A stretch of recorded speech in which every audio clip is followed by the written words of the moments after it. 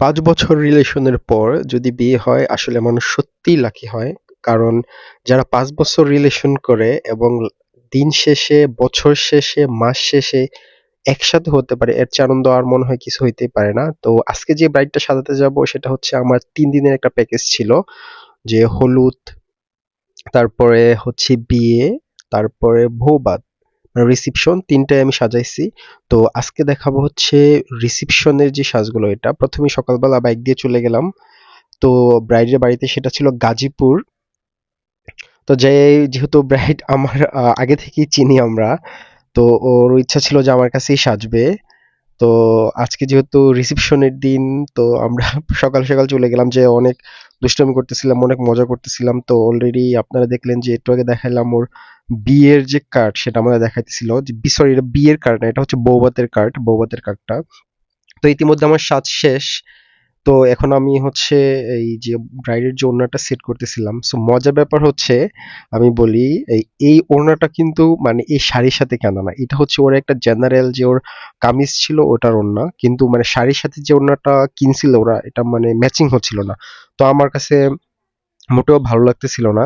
এখন আপনারা দেখবেন একটা ট্রানজেকশন ভিডিও। সো আমাদের এই ব্রাইডের আমি ট্রানজেকশন ভিডিওগুলো বানাই। তো ওনার কথাটা বলি, ওনার কথাটা মানে ওনারটা ভালো লাগতেছিল না। দেন মানে আমি বললাম যে এই ওনারটা ভালো লাগবে না, অন্য একটা ওড়না দেখো। তো ২-৩ টা ওড়না আনানো হয়েছিল। তো একটাও ভালো লাগে নাই। ইভেন একজনকে গাজীপুর বাজারে পাঠানো হয়েছিল। ওইদিন শনিবার না কি বার ছিল, না মঙ্গলবার ছিল মনে হয়। মানে সকালবেলা ছিল, তো কোনো দোকানই খোলা পায়নি। তো তারপরে হচ্ছে মেকআপটা শেষ করলাম। এই ওড়নাটা পরে ওর মেয়ে, যেহেতু এটা ওর ছেলের বাড়ি, মেয়ের বাড়ি থেকে একজনকে দিয়ে আনাইছে, বলতেছে যে এই শাড়ির সাথে ম্যাচ করে আমার একটা কামিজের ওড়না আছে। তো ওই ওড়নাটা আনার পরে দেখলাম যে না, এই ওড়নাটা অনেক সুন্দর ম্যাচ করছে এবং অনেক সুন্দর লাগতেছিল এই ওড়নাটা দেওয়ার পরে। তো ব্রাইডকে শেষ করার পরে গ্রুমও বলতেছে আমার হেয়ারটা একটু সেট করে দাও। তো গ্রুমেরও হেয়ারটা একটু সেট করে দিলাম।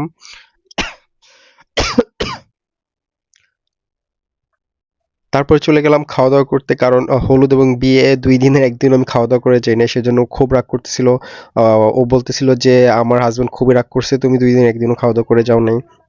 তো তৃতীয় দিনের দিন খাওয়া দাওয়া করেই আসতে হলো, কারণ অনেক রাগারাগি করতেছিল। তো ব্রাইডকে অনেক সুন্দর লাগতেছিল, স্টেজে সবাই ছবি টবি তুলতেছিল, সবাই অনেক প্রশংসা করছে। আমার কাছে অনেক ভালো লাগছে, বিশেষ করে হাজবেন্ডের কাছে তো অনেক পছন্দ হয়েছে সাজ। বলতেছে আমার বউকে তো পুরা সুইট, একদম পুরা মিষ্টি টোকলা বানাই দিছো, মানে আমার কাছে অনেক ভালো লাগতেছিল, অনেক সুইট একটা বউ।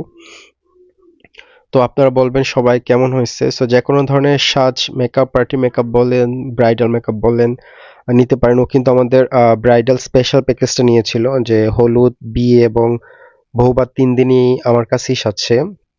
তো আমি কিন্তু নতুন পার্লার দিতেছি, সবাই ব্যাপারটা মাথায় রাখবেন। সামনের মাস থেকে আমার পার্লার শুরু হবে। সবাই আমার পার্লারে আসবেন, সাপোর্ট করবেন। আর এই তো তরুণ উদ্যোক্তা হিসাবে সবার কাছে আমি শুধু সাপোর্ট চাই, আপনাদের দোয়া চাই, ভালোবাসা চাই। আল্লাহ হাফেজ, ভালো থাকবেন।